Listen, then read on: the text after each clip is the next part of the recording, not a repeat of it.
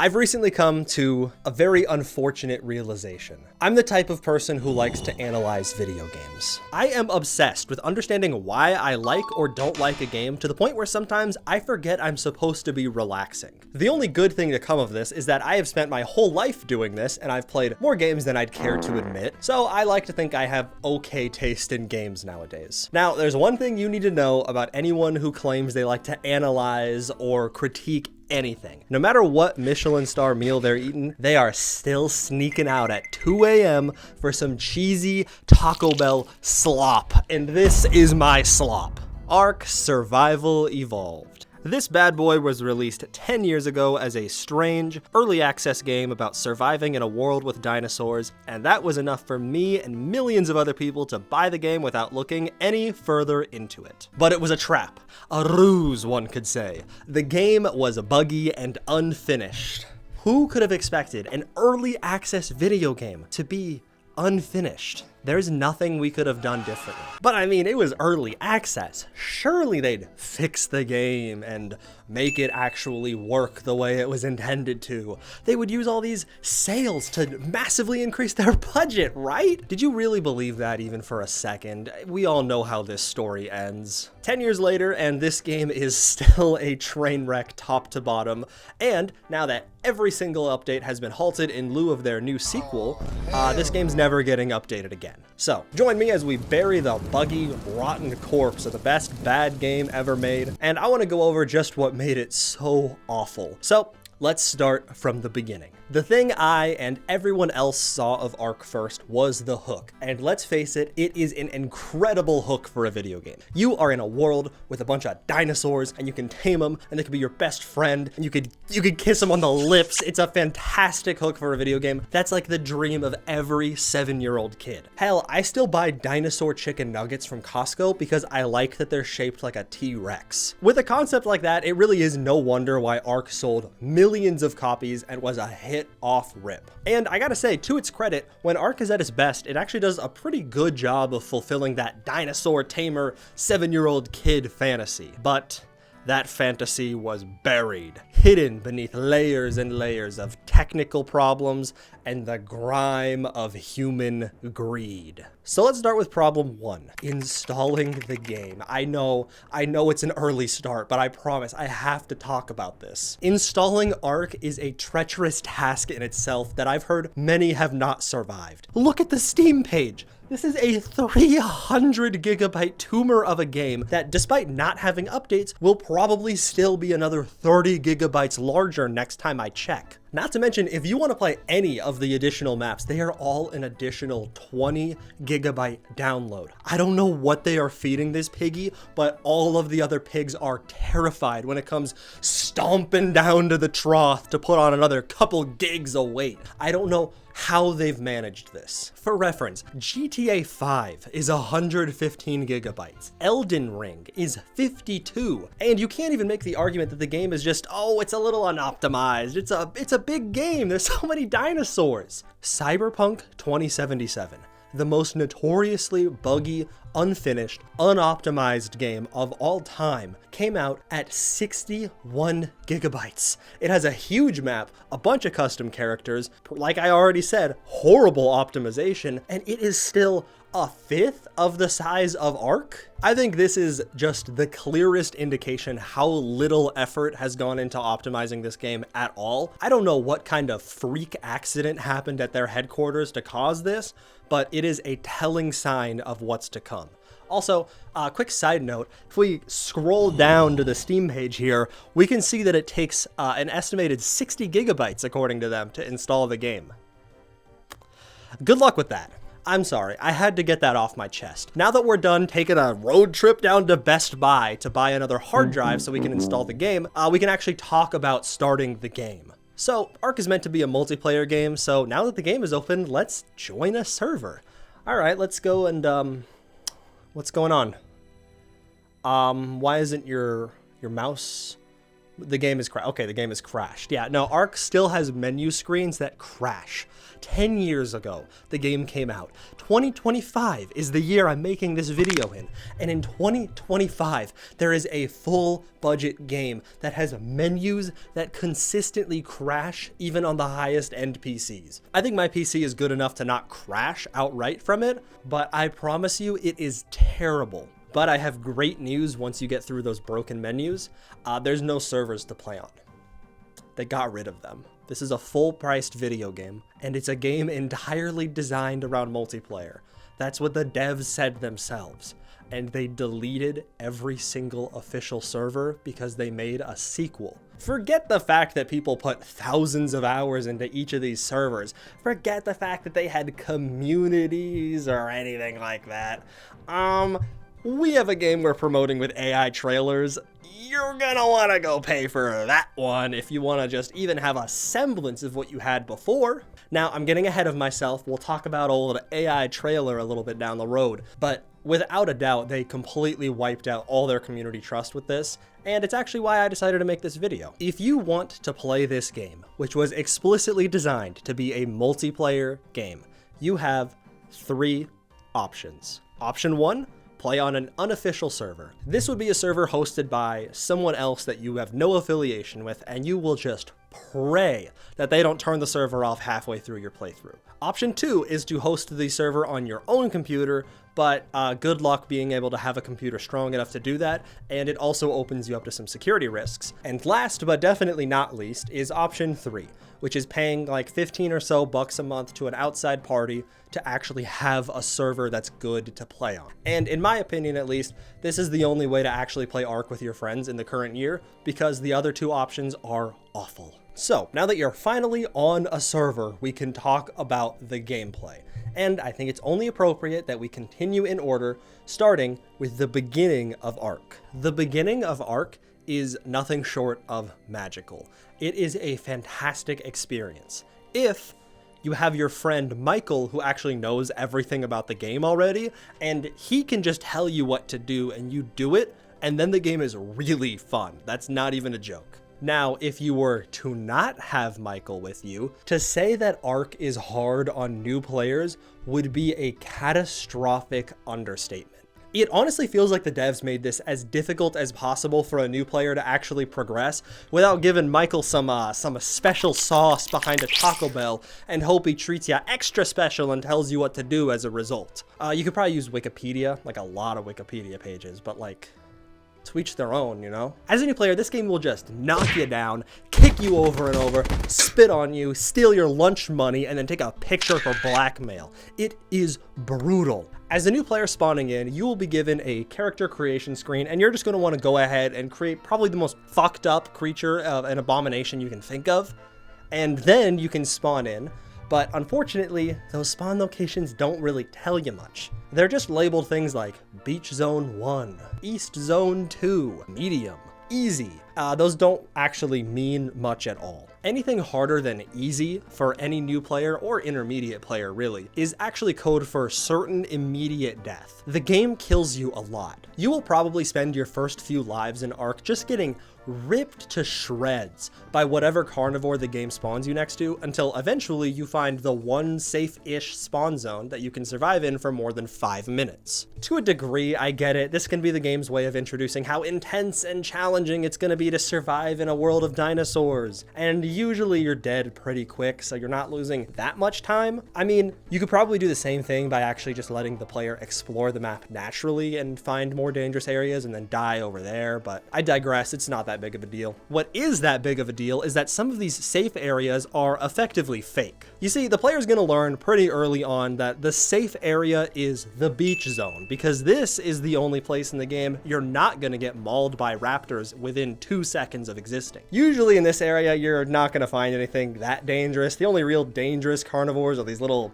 baby Dilophosaur things. That's what they're called. I mean, look at look at this little bastard. Look at this little fucking sorry about that. The problem is, turns out his big brother is actually real close by in pretty much every one of these fake safe areas. Sometimes it's even intentional. Here is a map of the Ark.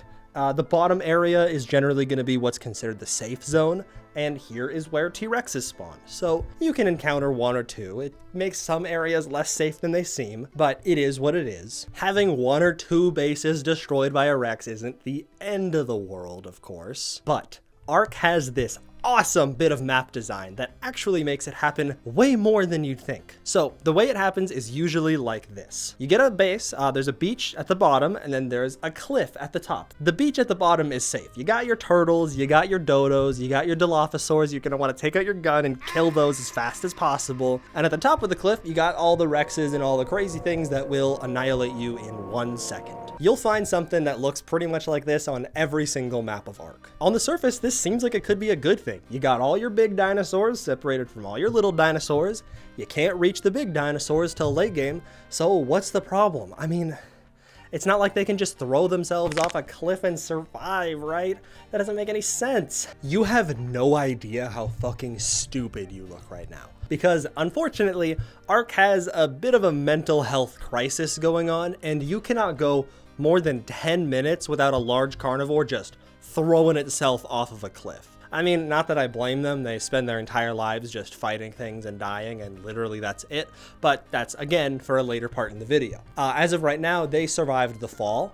They're completely fine. So, since wild dinosaurs don't take fall damage, your early game base that took you days or even weeks for a new player to build is just gone. Whole thing's gone, all the dinosaurs are dead.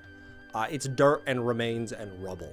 That's all that's left. Now, this still might not even seem that bad to you. After all, if you take a look at a little map here, Rexes don't even spawn in that many of the safe locations. But I have something fun for you.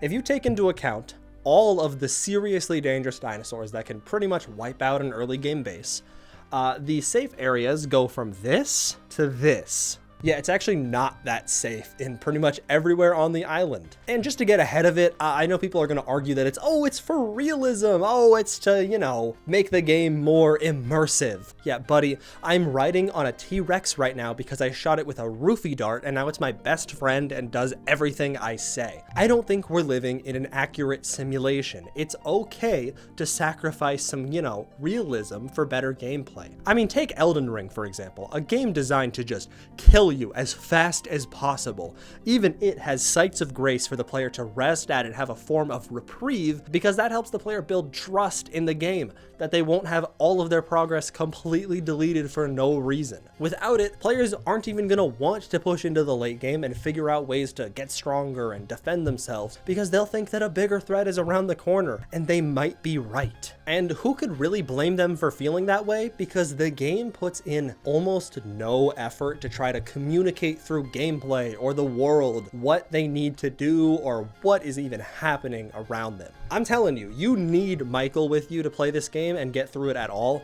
and he better be drained. But I will give it some credit. This is a survival game, and it's not uncommon for survival games, or just a lot of different games, to really require Wikipedia to be played. Some of my favorite games of all time actually require Wikipedia pretty much to be played, so that's not my only criticism. The thing is, Ark takes this entire concept to the next level in every way. I mean, let's just start with something really simple. Gathering wood. You do it in most survival games. You punch the tree, you get the wood. It's Minecraft.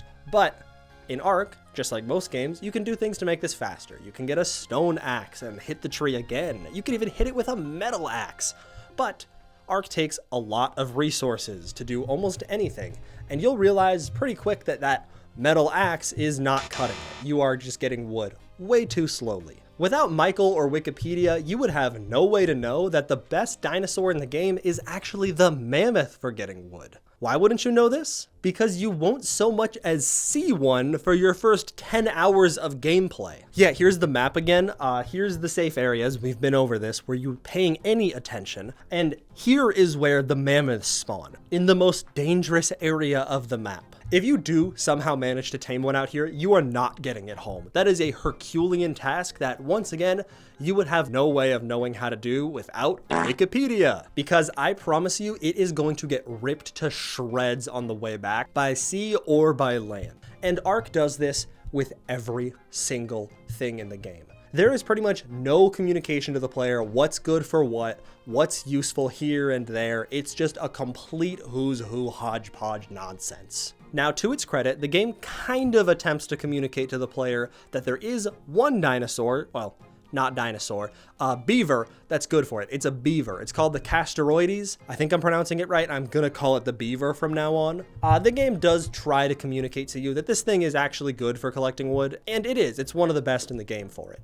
It communicates this to you by it looking like a beaver, and the game just hopes that you know what a beaver is, which you probably do, so that's a fair bit of credit. And the other thing the game does is these guys will make little dams. They'll build them and they'll put wood in the dams. So when you go and you open the dam and you see it's filled with wood, as you're getting ripped to shreds by the beavers that all aggroed on you simultaneously, you'll also realize, hey, they're probably good for collecting wood. So that's how the game tries to communicate to you, and that's like the only thing that it does that for at all. It does not do that for any other creature in the game pretty much. So I just wanted to at least throw them a bone on this one. They tried a little. Actually, they do have one other thing that they tried. They have these little info cards you can find on the map that will tell you about a dinosaur and kind of what it does. They're scattered totally randomly in totally random places, so you can't actually choose what you learn about, and some of them are borderline impossible to find. But I mean, it's something, so I'll give them a second bone, but I'm done giving them bones. We're moving on to the next topic. Bad news. The dinosaurs are not interesting. They look great. They look really cool. Other than that, they don't do a whole lot. Some of them will have cute little custom attacks, and you know, it's fun, it's interesting, it's a little flavor, I like it, but you'll very quickly realize they fall into one of 4 categories. You have attack and harass dinosaurs that do pretty much nothing but fight you constantly and annoy you. You have transportation dinosaurs that you can fly around on and move on. You have PvP dinosaurs that you'll use in combat, and that's about it. And you'll have your niche resource gatherer that's good for exactly one resource. Of course, there's some overlap. The Pteranodon is good for PvP and transportation, but for the most part, they're gonna fall into pretty much one, maximum 2 categories. I think this has to be my biggest gripe with the game, because you will really quickly realize that these are not living, breathing creatures, they are robots. And it does not take long to see the metal underneath. Very few dinosaurs have unique behavior when they're out in the wild. 95% of them either attack everything they see, or fight back or run away if they get attacked. They do nothing else. They don't form tribes, they don't nest, they don't breed, they don't do anything you would expect an actual dinosaur to do. Even when they do have a unique behavior, it doesn't exist to any of the creatures around them. Like those beaver dams, not a single creature in the game tries to do anything to them at all. And another example would be wyverns. They're a really cool creature. They're these big dragons that fly around, they have eggs that you can steal, and not a single other entity in the game, aside from the player, even interacts with the eggs at all. They don't try to steal them, they don't try to sneak around them or anything like that. They just completely ignore it. Other dinosaurs lay eggs too. They won't try to make a nest or protect the egg from carnivores or anything. They will just let it rot 100% of the time. They will attack the player if the player picks up the egg, but I imagine you're starting to get what I mean. Everything interacts with the player as if we're the main character, but they don't act like they're alive and interacting with each other, which is really important for a game when you want the world to feel alive, because it's filled with alive creatures, you know. The thing that dinosaurs are, they have 2 modes and 2 modes only. They have attack mode and wander mode. And that is it. Once you realize that, your immersion and honestly probably your enjoyment in the game is shattered. It no longer becomes about, oh, what kind of incredible creature did I discover? It's, what does this Roomba do better than the other one? There's no life. There have been some band-aid solutions for this that have come out since launch, which have helped a little bit. For example, like the Parasaur is now an alarm system for some reason. The Triceratops is given like a little pack buff thing when it's in combat. It's unique, but it's still not alive. Side note, the dinosaurs are weirdly similar to Pokemon for some reason. They all have individual stats. You can put them in cryopods and throw them around. Good luck keeping that mechanic in the game for much longer, by the way. They have like levels for some reason, and their stats are randomly distributed, so one T-Rex might have much higher attack than another, but in exchange, it will have less health, which in theory actually sounds pretty cool. But in practice, it leads to horrible balancing issues where a T-Rex can just get rocked by a couple turtles because it put all of its stats into making its fucking lungs bigger instead of health or damage. The game has fun stuff to offer, it just doesn't care if you see it. Running around on an actually safe beach and just seeing some crazy shit going down in the distance, or taming your first dodo and having it get killed within 2 seconds, that's the lifeblood of the game, that's fun. And if that fun is enough for you to keep slamming your head against the wall and just figuring things out one bit at a time without Michael or Wikipedia, I get it. And if you manage to slam your head against that wall until the mid to late game, you will realize that the wall has a gun and will shoot back.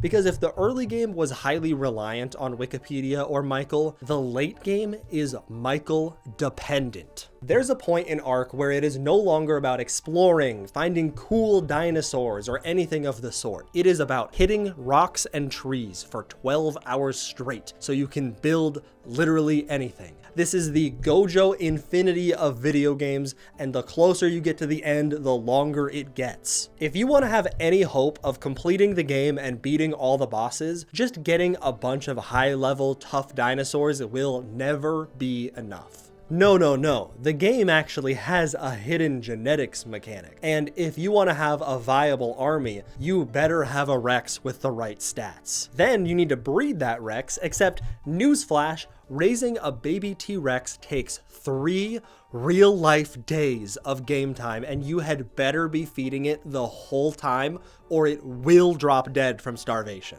This time issue is a completely consistent thing across the game. I already mentioned the farming requirement, but that doesn't even account for things like taming dinosaurs, which can take 4 to 5 hours or more for high-tier dinosaurs, and that doesn't even include the time it takes to farm the materials to tame them in the first place. For most people, my middle school self included, this is where Ark ends. You are able to tame some cool dinosaurs, you can survive on that beach now, you saw some cool things, maybe you went in a cave or two. That's it. It's been fun. It's been a few good, 20 hours or whatever. Thumbs up. I'm gonna go play CSGO and watch Naruto now. I'm in 8th grade. See ya. But if you do decide to stick it out, you are in for one hell of a treat. You decided to stick it out. You kept grinding.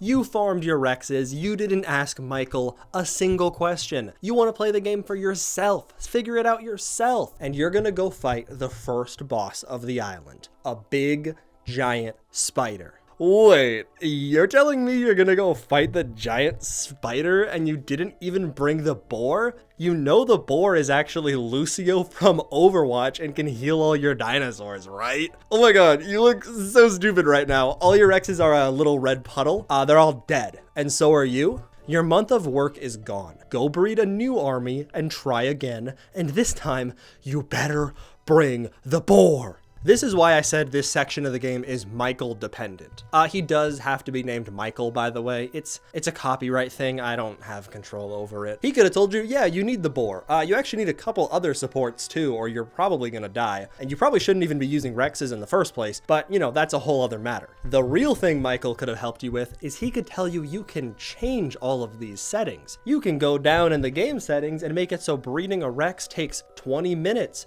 Or hell, 20 seconds if you want. And for your own sanity, I think it's best you crank those speeds way up. And when I say you should for your sanity, I mean you have to for your sanity. Because just breeding Rexes with good stats isn't actually enough. No. Remember that hidden genetics mechanic I talked about? There's more. That was a little bit of a Chekhov's gun situation in this YouTube video. I'm kind of a really good storyteller. If you can't tell, I'm actually awesome. So make sure to smash that like button. Once you find a Rex with a proper stat spread, you then must eugenics your baby T-Rexes so they get proper mutations. Mutations, of course, are an extremely rare thing that can happen every once in a while on a baby Rex, boosting one random stat by 1 level. And you're gonna need a lot of mutations to have any chance. As for the baby Rexes that don't have the right stat mutations, you're gonna wanna get the gun and put them in the feeding trough, the only place they can be useful as they feed their brethren and provide sustenance for future generations. And if you didn't do that, the Rex, you, and all of its inbred offspring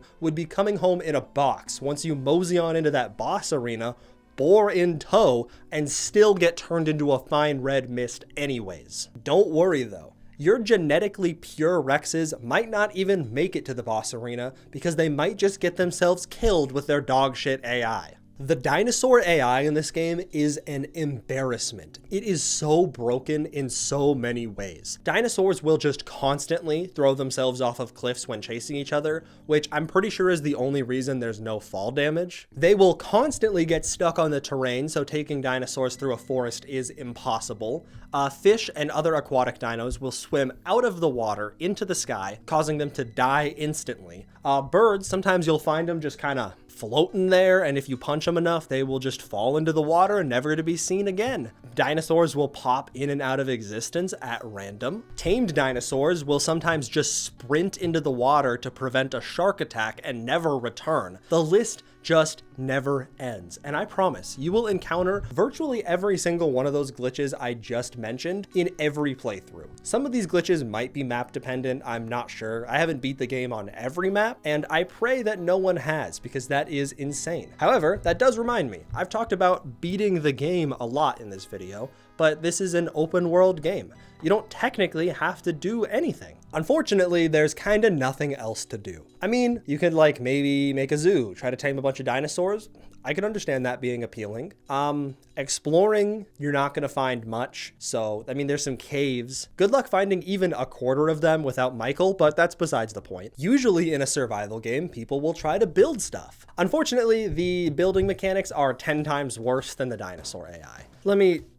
I'll make this part brief. I don't even want to get into this. To start, building things is just obscenely expensive. It takes forever to get even a basic house going. On top of that, you need flat land to build, otherwise the building system just won't work. And naturally, there is almost no flat land to speak of on the entire map. On top of that, there's no ability to pick up your stuff at all after 30 seconds. It's not Minecraft. You can't get out the diamond pick, mine away, and get your resources back. No, you have to demolish your build, causing you to lose most of the resources that went into it and have to basically start from scratch. So if you do for some reason make your house uneven and want to restart, the game puts a cigarette out on your arm, says fuck you, kick rocks, go grind again for another 3.5 hours. Now, after all of this shit talk, you might be a little confused, because it was prefaced with the fact that I actually like this game. I kind of like it a lot. The main reason is probably that I'm a hypocrite. I'm a hypocrite and I say the game is bad and I kind of like it anyways. So I'm gonna try to put in at least one good word to say why I kind of like this game. In a social environment, the game can be very fun. I had a great time playing this in middle school with my buddies. It was fun to find another player's base, maybe an abandoned fortress, and try to sneak in and steal all their stuff. It was fun comparing your dinosaurs with your friends and going, oh, mine's higher level, but mine has a cooler color, you know, fun stuff like that. Its other one saving grace is that a lot of the other things I was kind of complaining about and saying aren't very good can make for some really funny bad gameplay. When a dinosaur dies and its body flies 1,000 feet in the air, or an alpha terrifying creature swims out of the water and kills itself instantly, it's really funny, and honestly, I'm still not tired of seeing it. To this day, it's still fun just being a little punk on the beach who beats the shit out of every Dilophosaur he sees, and then going to someone who can ride a Rex and just stomp on Dilophosaurs as much as you want. Oh, one other thing I like to do a lot is I would actually like to tame dinosaurs and then release them in the wild so I could see how long it would take for them to get mauled. Don't read too much into that, okay? It's just a hobby, you don't need to worry. But even with my nostalgia glasses on, it's really hard to see this game for the potential I thought it had when I was 12. I mean, like 6 or so months ago, I don't remember how long now, they released a fully AI trailer to promote their new update to their shitty sequel. Wow, doesn't that gameplay look fun? If anything prevents me from playing Ark again, it will be remembering that they put this out and thought it would entice players instead of being viewed as the complete piece of trash that it is. Half the reason I made this video was just to convince myself not to play it again, and honestly, I think I've done a good job. But the other half of the reason was that I'm a nerd, and I like to bitch and moan and complain and overanalyze the things that I enjoy. So I think that concludes the rant. Thank you very much for watching. I don't actually have other videos on this channel yet, so one day YouTube thinks you'll like something here. Other than that, make sure to smash that subscribe button.